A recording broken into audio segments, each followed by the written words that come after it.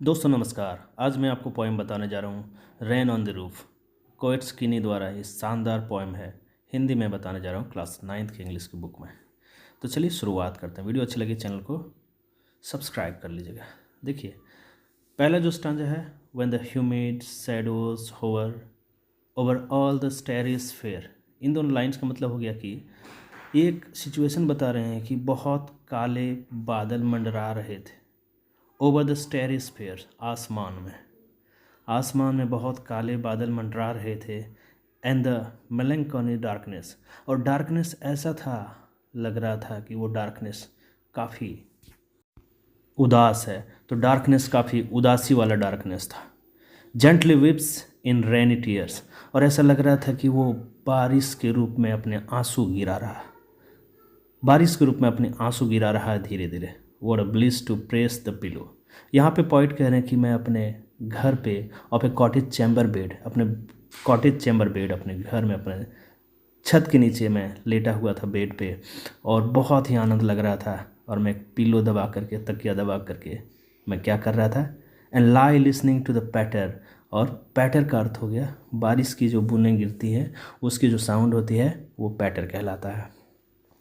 तो बेड पे लेटा तकिए के सहारे मैं उस पैटर को सुन रहा था, बारिश की बूंदों को मैं सुन रहा था।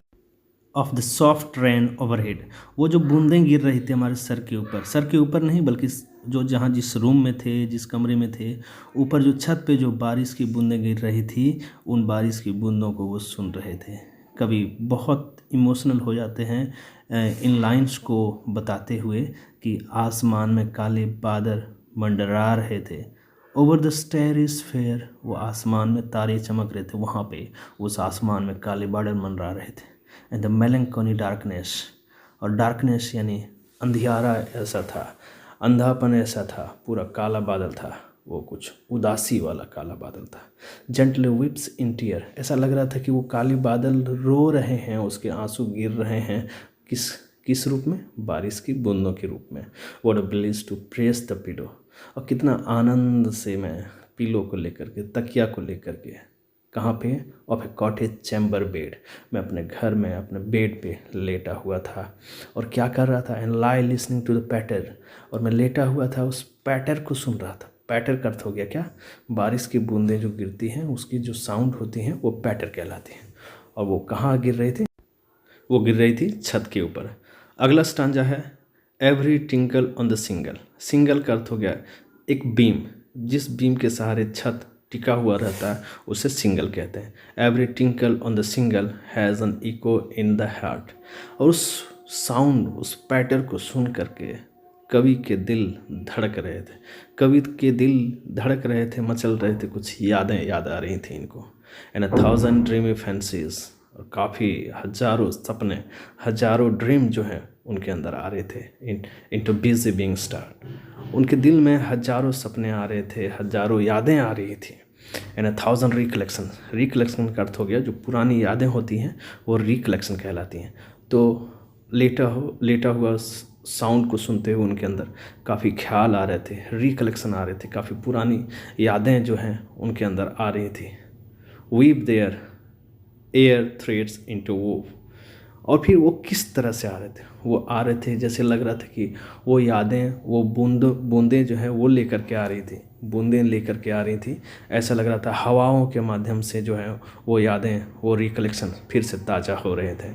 As I listen to the patter, और वो कहते हैं कि मैं जैसे जैसे उस पैटर को सुनता, यहाँ पे लेटर लिखा गया, पैटर होगा, पैटर को जैसे सुनता हूँ, उस बारिश की बूंदों को जैसे सुनता हूँ, मेरे रिकलेक्शंस, मेरी यादें जो है वो ताज़ा हो जाती हैं। मैं फ्रेश महसूस करता हूँ, अपनी पुरानी यादों को मैं संजोए रखता हूँ जो अब आ गई हैं, आ जाती हैं।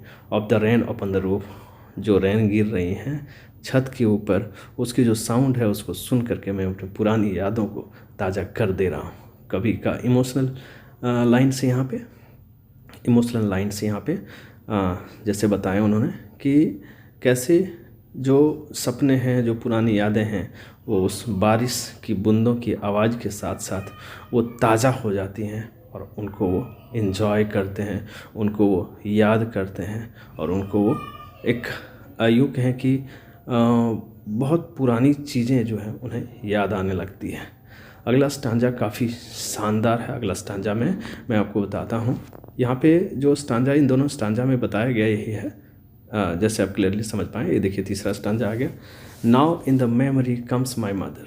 अब वो कहते कि अब वो रिकलेक्शन में वो जो याद है उसमें मेरी माँ आ जाती है, एज से यूज्ड इन ईयर्स एगोन, जैसे वो हमेशा सालों पहले आया करती थी। यहाँ पे एक संकेत है, शायद उनकी माँ अब है नहीं, लेकिन वो उनकी याद जो है वो उनको अब आ रही है। इसी मौसम में वो बारिश की बूंदें जब गिर रही हैं तो पैटर को सुन करके अपने घरों में लेटे हुए हैं तो अपनी माँ को वो याद करते हैं। To regard the darling dreamers.